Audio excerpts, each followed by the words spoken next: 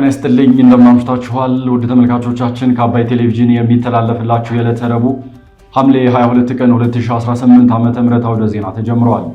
በምሽቱ የዜና ወጃችን በርካታ ዘገባዎችን ወደ እናንተ እናደርሳለን። ዜናውን እየመራው ቴዎድሮስ አይቸው ከእናንተ ጋር ቆይታ አደርጋለሁ። አብራችሁን ትቆዩን በአክብሮት ጋብዛችኋለሁ።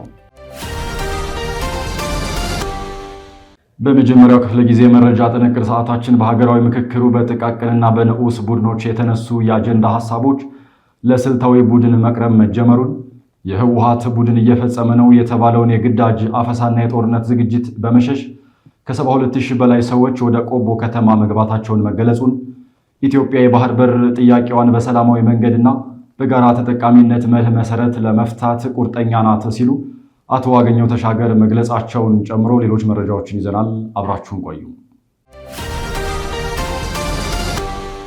በሀገራዊ ምክክሩ በጥቃቅንና በንዑስ ቡድኖች የተነሱ የአጀንዳ ሐሳቦች ለስልታዊ ቡድን መቅረብ ጀመሩ። ዛሬ በነበረው ሀገራዊ የምክክር ጉባኤ ከ16 የባለ 250 አባላት ስልታዊ ከእያንዳንዳቸው የተመረጡ 25 ወኪሎች ከጥቃቅን ቡድኖች እስከ ንዑስ ቡድኖች በነበረው ሂደት የተነሱ የአጀንዳ ሐሳቦችን በቃለ ጉባኤ አጠናቅረው ለባለ 250 ስልታዊ ቡድን ማቅረብ ጀምረዋል።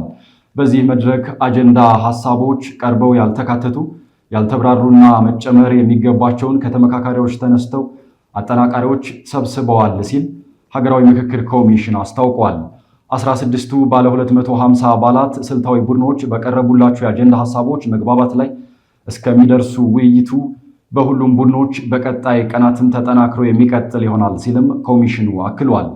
የኢትዮጵያ ሀገራዊ ምክክር ጉባኤ በተያዘለት የጊዜ ሰሌዳና ስነ ዘዴ መሰረት በተሳካ ሁኔታ እየተካሄደ መሆኑን ዋና ኮሚሽነር ፕሮፌሰር መስፍን አርአያ ትናንት መግለጻቸው ይታወሳል። የምክክር ጉባኤው የእስካሁን ሂደቶች ሐሳቦች የሚንሸራሸሩበትና የተለያየ አመለካከቶች የሚስተናገዱበት በመሆኑ እስካሁን ውሳኔ የተሰጠ አጀንዳ እንደሌለም ኮሚሽኑ ተናግረዋል። ተመካካሪዎች በሐሳብ እየተቀራረቡ ቢሆንም ውሳኔ የሚቀርብበት ምዕራፍ ላይ ገና እንዳልተደረሰም ተመላክቷል። የህወሓት ቡድን እየፈጸመ ነው የተባለውን የግዳጅ አፈሳና የጦርነት ዝግጅት በመሸሽ ከ72000 በላይ ሰዎች ወደ ቆቦ ከተማ መግባታቸው ተገለጸ። የህወሓትን ቡድን የጦርነት ቅስቀሳና የግዳጅ ወታደራዊ ምልመላ በመሸሽ ከራያ አላማጣና አካባቢው ወደ ሰሜን ወሎ ቆቦ የሚገቡ ወጣቶች በርካታ መሆናቸው ተነግረዋል። የህወሓት ቡድን ጦርነት ሊያስነሳ ነው በሚል ስጋትና በትግራይ ክልል ይደረጋል ያሉትን የግዳጅ ወታደራዊ ምልመላ በመሸሽ ካላማጣ ከኮረምና ከሶስቱ የራያ አካባቢዎች የተፈናቀሉ ከ72000 በላይ ሰዎች ቆቦ ከተማ መስፈራቸው ተነግረዋል። አሁንም በየቀኑ በርካታ ወጣቶችና ነዋሪዎች ወደ ከተማዋ እየገቡ መሆኑ ተፈናቃዮችና የአካባቢው ባለስልጣናት ገልጸዋል። ከቀናት በፊት ወደ ቆቦ ከተማ የገባው ሀፍቶም ወልደየስ የተባለ ወጣት ለዶቼ ቬለ በሰጠው ቃልም አላማጣ ከተማ ያለው ሁኔታ አስቸጋሪ ነው በማለት ገልጿል። በከተማዋ ያለው ሁኔታ በጣም አስቸጋሪ ነው የሚለው ሀፍቶም በከተማዋ አፈሳ፣ ዘረፋና ሌሊት ድብደባ አለ፣ ያንን ፈርተን ነው የሸሸነው ብሏል። ከአላማጣና ከሌሎች ከተሞች መውጣት በዚህ ጊዜ ፈታኝ መሆኑን የሚናገረው ተስፋ አለባቸው ደግሞ በመንገድ ላይ የምትያዝ ከሆነ ወደ ወታደራዊ ማጎሪያዎች ትወሰዳለህ ሲል ስላለው ሁኔታ ያስረዳል። ጨለማን ተገን አድርገን አሊያም ደግሞ እርሻ ለእርሻ ተጉዘን ነው ቆቦ ከተማ መግባት የቻልነው የሚለው ተስፋ አለባቸው በመኪና መሸሽ ከባድ ነው ሲል ተናግረዋል። ከሰሞኑ በርካታ የማህበራዊ ክፍል ካላማጣ ከተማ መውጣታቸውን የሚናገሩት የተፈናቃዮች አስተባባሪ በበኩላቸው ለተፈናቃዮች ድጋፍ እንዲደረግ ጥሪ አቅርበዋል።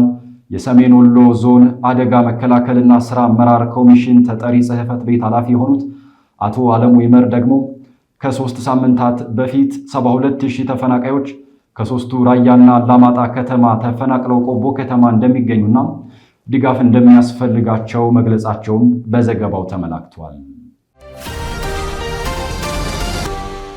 ኢትዮጵያ የባህር በር ጥያቄዋን በሰላማዊ መንገድና በጋራ ተጠቃሚነት መርህ መሰረት ለመፍታት ቁርጠኛ ናት ሲሉ አቶ አገኘሁ ተሻገር ገለጹ። የፌዴሬሽን ምክር ቤት አፈ ጉባኤ አቶ አገኘሁ ተሻገር የአዘርባይጃንን ፓርላማ አፈ ጉባኤ ዶክተር ሳሂባ ጋፍሮቫና የልዑካን ቡድናቸውን በጽሕፈት ቤታቸው በመቀበል በፓርላማ ትብብር በኢኮኖሚ ግንኙነት በቀጠናዊና በዓለም አቀፋዊ ጉዳዮች ዙሪያ ውይይት ማድረጋቸው ተገልጿል። አፈ ጉባኤው አክለውም ጠቅላይ ሚኒስትር አብይ አህመድ በቅርቡ በአዘርባጃን ባኩ ያደረጉት ይፋዊ ጉብኝት በኢትዮጵያና በአዘርባጃን ግንኙነት አዲስ ምዕራፍ መክፈቱን በማስታወስ በፖለቲካ፣ በንግድ፣ በኢንቨስትመንት፣ በኃይል፣ በቱሪዝም፣ በቴክኖሎጂና በሌሎች የጋራ ትኩረት በሚሹ ጉዳዮች ያለውን ትብብር ለማሳደግ ጠንካራ መሰረት መጣሉን ገልጸዋል። በውይይቱ ወቅት አፈ ጉባኤው ኢትዮጵያ እያካሄደች የምትገኘውን ሀገራዊ ሪፎርም በስፋት በማብራራት የሀገራዊ ምክክር ኮሚሽን የሰላምና የብሔራዊ መግባባት ግንባታ ሂደትን ለማጠናከር ያለውን ሚና ማብራራታቸው ተገልጿል። በቀጠናዊ ጉዳዮች ዙሪያ ደግሞ ኢትዮጵያ በቀጠናው ሰላም፣ ደህንነትና መረጋጋት ላይ ያላትን ቁርጠኝነት ዳግም አረጋግጣለች ሲሉም ገልጸዋል። አቶ አገኘሁ የቀይ ባህርና የኤደን ባህረ ሰላጤ የባህር ደህንነት ከቀጠናው ሰላም ጋር በቀጥታ የተያያዘ መሆኑን ጠቅሰው ኢትዮጵያ የባህር በር ጥያቄዋን በሰላማዊ መንገድ በጋራ ተጠቃሚነት መርህ መሰረት ለመፍታት ፍላጎት አላት ማለታቸውን ከምክር ቤቱ ያገኘነው መረጃ ያመላክታል። በተመሳሳይ የአዘርባጃን ምክር ቤት አፈ ጉባኤ ሳሂባ ጋፍሮቫ ከጠቅላይ ሚኒስትር አብይ አህመድ ጋር ውይይት አድርገዋል። ጠቅላይ ሚኒስትር አብይ አህመድ በማህበራዊ ትስስር ገጻቸው ባሰፈሩት ጽሑፍም ከአፈ ጉባኤዋ ጋር ያደረጉት ውይይት የኢትዮጵያንና የአዘርባጃንን ስትራቴጂካዊ አጋርነት ይበልጥ ማጠናከር በሚቻልባቸው ጉዳዮች ላይ ያተኮረ እንደነበርም ጠቁመዋል። የተወደዳችሁ ተመልካቾቻችን እየተከታተላችሁ ያላችሁት ከአባይ ቴሌቪዥን የአውደ ዜና የመረጃ ጥንቅር ሰዓታችን አሁንም ቀጥሏል። ወደ ሁለተኛው ዙር ጥንቅራችን ስናልፍ ደግሞ በአንድ ጀንበር 800 ሚሊዮን ችግኞችን ለመትከል ለታቀደው ሀገራዊ መርሃ ግብር ዜጎች ዝግጅት እንዲያደርጉ ጠቅላይ ሚኒስትር አብይ አህመድ ጥሪ ማቅረባቸውን እንዲሁም 5 የኬንያ የጸጥታ አባላት በሶማሊያ ድንበር አቅራቢያ በአልሸባብ ታጣቂዎች መገደላቸውን መገለጹን ጨምሮ ሌሎች ዜናዎችን ደግሞ ዘነበ ህሉፍ ይዟል። አብራችሁን ቆዩ። የትግራይ ክልል የ12ኛ ክፍል ተማሪዎች የመልቀቂያ ፈተናዎችን በአዲስ አበባ በመቀሌና በአክሱም ዩኒቨርሲቲዎች ማዕከላት እየወሰዱ ነው። የትግራይ ክልል ተማሪዎች በወረቀት የሚሰጠውን የ12ኛ ክፍል ማጠናቀቂያ ሀገር አቀፍ ፈተና በአዲስ አበባ በመቀሌና በአክሱም ዩኒቨርሲቲዎች ማዕከላት በመውሰድ ላይ እንደሚገኙ ተገልጿል። የትምህርት ሚኒስትር ዴኤታ ፕሮፌሰር ክንደያ ገብረ ሕይወት አሁን ላይ የፌዴራል መንግስት ያደረገውን ርብርብ ተከትሎ ተማሪዎች ወደ ፈተና አዳራሾች ገብተዋል ሲሉ ተናግረዋል። የትምህርት ምዘናና ፈተናዎች አገልግሎት ምክትል ዋና ዳይሬክተር ተፈራ ፈይሳ በበኩላቸው የፈተናው መጀመር በክልሉ የሚገኙ ወጣቶች የወደፊት እጣ ፈንታ እንዲቃናና ትምህርታቸውን እንዲቀጥሉ የሚያስችል ነው ብለዋል። ለፈተናው ስኬት አስፈላጊው የቅድመ ዝግጅት ስራ በማከናወን ተማሪዎቹ ያለምንም እንግልትና ስጋት ፈተናቸውን እንዲወስዱ የጸጥታና የትምህርት ባለሙያዎች የተቀናጀ ድጋፍ እየተደረገ እንደሚገኝም ተገልጿል። በዘንድሮ የ12ኛ ክፍል ማጠናቀቂያ ሀገር አቀፍ ፈተና መርሃ ግብር 30 ሺህ የሚጠጉ የክልሉ ተማሪዎች በአዲስ አበባ በመቀሌና በአክሱም ዩኒቨርሲቲዎች በወረቀትና በበይነ መረብ ፈተናውን እንደሚወስዱ ተመላክቷል። ትምህርታቸው ተቋርጦ የቆዩ የክልሉ ተማሪዎች የ12ኛ ክፍል ማጠናቀቂያ ሀገር አቀፍ ፈተናቸውን በተለያዩ ማዕከላት እየወሰዱ መሆኑም ተገልጿል። የመቀሌና አክሱም ዩኒቨርሲቲዎች ከትናንት በስቲያ ባሰራጩት መረጃ መሰረትም ተፈታኝ ተማሪዎች ወደ የግቢዎቹ እየገቡ መሆናቸውን መግለጻቸው አይዘነጋም። እስከ ሐምሌ 16 2018 የተካሄደው የበይነ መረብ የ12ኛ ክፍል መልቀቂያ ፈተናም በሰላም መጠናቀቁን መግለጻቸው ይታወሳል። እንዲሁም በመቀሌና አክሱም ዩኒቨርሲቲዎች የሚካሄደውን ፈተና የጸጥታ ሁኔታ የፌዴራል ፖሊስ አባላት እየተቆጣጠሩት መሆኑ ተመላክቷል። በአንድ ጀንበር 800 ሚሊዮን ችግኞችን ለመትከል ለታቀደው ሀገራዊ መርሃ ግብር ዜጎች ዝግጅት እንዲያደርጉ ጠቅላይ ሚኒስትር አብይ አህመድ ጥሪ ያቀረቡ። ጠቅላይ ሚኒስትር አብይ አህመድ በአንድ ጀንበር 800 ሚሊዮን ችግኞችን በመትከል አዲስ ታሪክ ለመስራት ለታቀደው ሀገራዊ መርሃ ግብር 5 ቀናት ብቻ መቅረታቸውን በመጠቆም መላው ኢትዮጵያን አስፈላጊውን ዝግጅት እንዲያደርጉ ጥሪ አቅርበዋል። ጠቅላይ ሚኒስትር አብይ አህመድ በማህበራዊ ትስስር ገጻቸው ባስተላለፉት መልእክት የኢትዮጵያን ክንድ ተባብሮ በአንድነት ለሚመዘገበው ታሪካዊ ድል እውን መሆን ዜጎች በቁርጠኝነት ሊነሱ እንደሚገባ አሳስበዋል።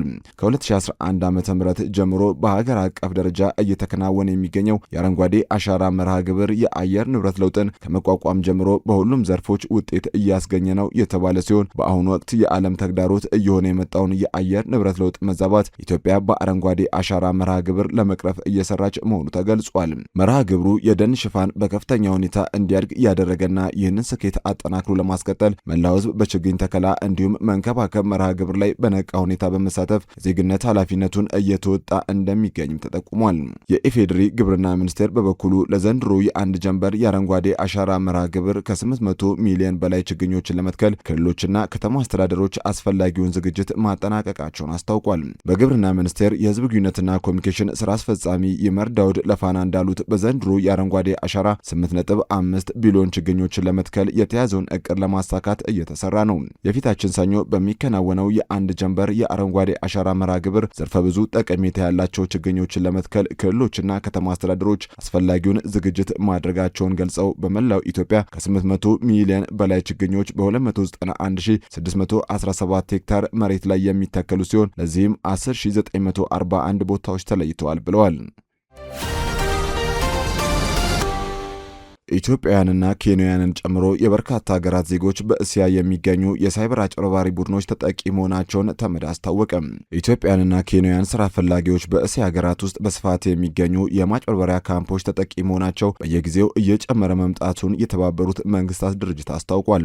የመንግስታቱ ድርጅት የስደተኞች ኤጀንሲ IOM የወንጀል መረቦች ከአገር ውጪ ስራ የሚፈልጉ ሰዎችን በመመልመል ጥብቅ ጥበቃ በሚደረግባቸው ካምፖች ውስጥ በማስፈራራት ድብደባና ስቃይ በመፈጸም የሳይበር ማጭበርበር እንዲፈጽሙ ያደርጓቸዋል ብሏል።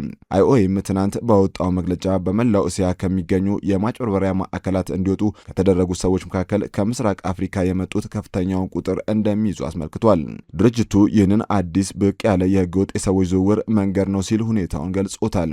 የመንግስታቱ ድርጅት እንደገለጸው አንዳንድ ከካምፖቹ እንዲወጡ የተደረጉ ሰዎች በማጭበርበር ተግባራት ላይ ለመሳተፍ ፈቃደኛ ባለመሆናቸው ምክንያት ድብደባ፣ ጾታዊ ጥቃት እንደተፈጸመባቸው እንዲሁም ለረሃብ መዳረጋቸውንና ብቻቸውን መታሰራቸውን ተናግረዋል። ከአውሮፓውያኑ 2022 እስከ 2025 ባለው ጊዜ ውስጥ ኤጀንሲው በደቡብ ምስራቅ እስያ ለግዳጅ ወንጀል ተግባር ከተወሰዱ ከ39 አገራት ለመጡ ከ3500 በላይ ሰዎች ድጋፍ አድርጓል። ከነዚህ መካከል ከኢትዮጵያ፣ ከኬንያ፣ ከኢንዶኔዥያ፣ ከህንድ፣ ከስሪላንካ፣ ከባንግላዴሽ የመጡ ተጎጂዎች እንደሚገኙበትም ገልጿል። እንደ የተባበሩት መንግስታት የአደንዛዥ እጽና የወንጀል ጉዳዮች ቢሮ መረጃ ከሆነ በምስራቅ እስያ፣ በደቡብ ምስራቅ እስያ፣ በአውስትራሊያና በኒውዚላንድ የሚከናወኑ የኦንላይን የማጭበርበር ተግባራት ባለፈው ዓመት ብቻ ከ88 እስከ 114 ቢሊዮን የአሜሪካን ዶላር የሚገመት ገቢ አስገኝተዋል። ህገወጥ የሰዎችና ህጻናት ዝውውር፣ የግዳጅ ወንጀለኝነት፣ የሰዎች ስቃይ፣ ህገወጥ ቁማር እንዲሁም በወንጀል የተገኘን ሀብት ህጋዊ ማስመሰል የእነዚህ ካምፖች መገለጫ መሆናቸውን የተባበሩት መንግስታት የመድኃኒትና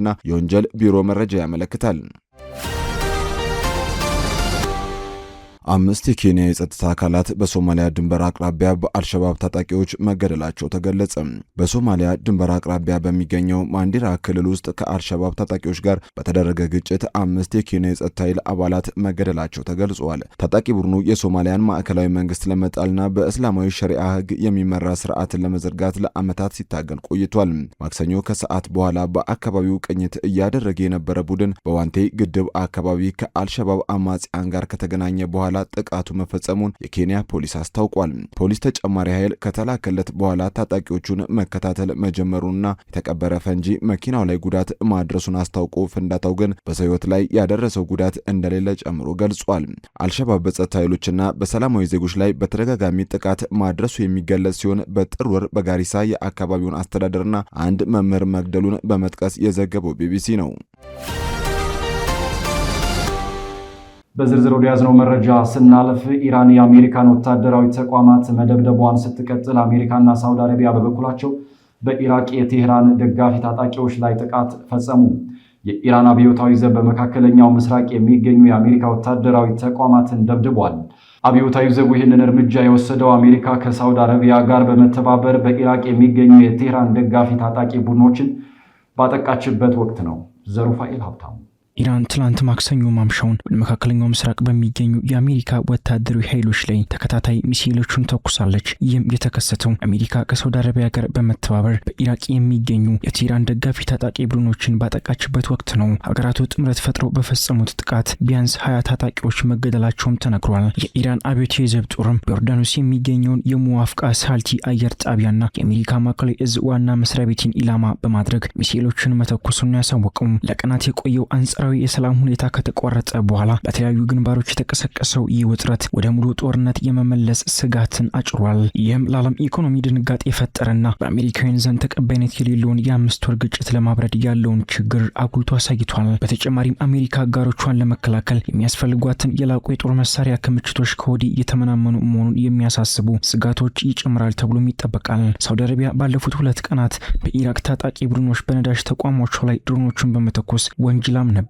የኢራቅ ታጣቂ ቡድን ክሱን ያስተባበለ ሲሆን ሌላኛው የኢራን ደጋፊ ቡድን የሆነው በየመን የሚገኘው ሁቲ አማጺ ቡድን ግን የሳውዲ የኃይል ተቋማትን በተናጠል ነገር ግን ተያያዥ በሆነ ግጭት ማጥቃታቸው ገልጿል። ይህ የቅርብ ጊዜ ግጭት ከመቀስቀሱ በፊት አደራዳሪዎች አሜሪካና ኢራንን ወደ ድርድር ጠረጴዛ ለመመለስ ተስፋ ሰንቀው እንደነበር የማይዘነጋ ነው። ለዓለም የኃይል አቅርቦቱ ወሳኝ በሆነውና በኢራን ጥቃቶች ምክንያት እንደገና በተዘጋው የሆርሙዝ ባህር ዳርቻ ላይ ውጊያ በመቀስቀሱ ጊዜያዊ ስምምነቱ ከ2 ሳምንት በፊት ፈርሷል። የዮርዳኖስ ወታደራዊ ኃይል 5 የኢራን ሚሳኤሎች ተጠልፈው መውደማቸውን አሳውቋል። እስካሁን ድረስ ስለ ጉዳቱ ወይም ጉዳት ስለደረሰባቸው ሰዎች ወዲያውኑ የተገኘ ዘገባም ሆነ ምላሽም የለም። የአሜሪካ ወታደራዊ ኃይል በኋላ ላይ እንዳስታወቀው የአሜሪካና የሳውዲ ተዋጊ አውሮፕላኖች በሳውዲ አረቢያ ላይ ተፈጸመ በተባለው የድሮን ጥቃቶች ምላሽ በምስራቅ ኢራቅ የሚገኙ በርካታ የሎጂስቲክስና የጦር መሳሪያ ጣቢያዎችን መጥተዋል። የሳውዲ መከላከያ ሚኒስትር የጦርነቱን መባባስ እንደማይፈልግ ነገር ግን ለማንኛውም ጥቃት ምላሽ እንደሚሰጥ ማስጠንቅቋል። ኢራን ዮርዳኖስ ውስጥ በሚገኝ የአሜሪካ ጦር ሰፈር ላይ ለሰነዘረችው የሚሳኤል ጥቃት አጸፋ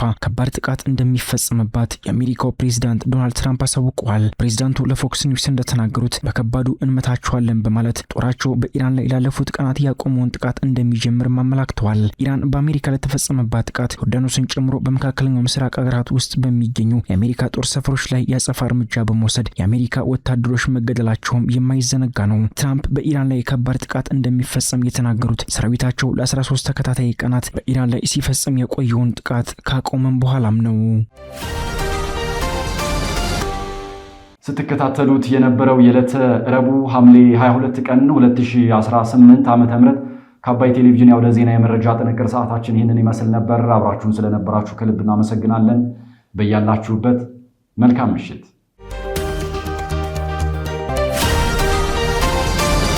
ሰላም ጤና ይስጥልኝ። እንደምን አምሽታችኋል ውድ ተመልካቾቻችን። ከአባይ ቴሌቪዥን የሐምሌ 23 ቀን 2018 የቢዝነስና የምጣኔ ሀብት ዘገባዎች ወደ እናንተ የሚቀርቡበት ሰዓት ላይ ደርሰናል። የኢትዮጵያ አየር መንገድ በ2018 በጀት ዓመት ከ1.4 ትሪሊዮን ብር በላይ ገቢ ማግኘቱን ማስታወቁን የኢንዱስትሪ ሚኒስቴር በተጠናቀቀው የ2018 በጀት ዓመት ከውጭ ንግድ 607 ሚሊዮን ዶላር ገቢ አግኝቻለሁ ማለቱን ኢትዮጵያና አሜሪካ በማዕድን ዘርፍ ላይ በጋራ መስራት በሚቻልባቸው መስኮች ዙሪያ መወያየታቸው መገለጹን የተመለከቱ መረጃዎችን ይዘናል። አባይ ቢዝነስን እየመራው ሀና ፍስሐ ከእናንተ ጋር ቆይታ አድርጋለሁ። አብራችሁን ቆዩ። የኢትዮጵያ አየር መንገድ በ2018 በጀት ዓመት ከ1.4 ትሪሊዮን ብር በላይ ገቢ ማግኘቱን አስታወቀ። የኢትዮጵያ አየር መንገድ ግሩፕ ዋና ስራ አስፈጻሚ አቶ መስፍን ጣሰው የአየር መንገዱን የ2018 ዓ.ም ወይም እንደ አውሮፓውያን አቆጣጠር የ2025ና የ2026 በጀት ዓመት አጠቃላይ የስራ አፈጻጸምን አስመልክተው በዛሬው ዕለት መግለጫ ሰጥተዋል። አቶ መስፍን በመግለጫቸው አየር መንገዱ በ2018 በጀት ዓመት ከ1.4 ትሪሊዮን ብር በላይ ማለትም 9.1 ቢሊዮን ዶላር ገቢ ማግኘቱን ተናግረዋል። ዘንድሮ የተመዘገበው ገቢም ከባለፈው ዓመት ተመሳሳይ ወቅት ጋር ሲነጻጸር የ20 በመቶ እድገት ከቅዱ አንጻርም የ9 በመቶ ጭማሪ ማሳየቱን ዋና ስራ አስፈጻሚው ገልጸዋል። አቶ መስፍን አየር መንገዱ በበጀት ዓመቱ ብዙ የሰራበት የተንቀሳቀሰበትና ጥሩ አፈጻጸም ያሳየበት ነበር ብለዋል።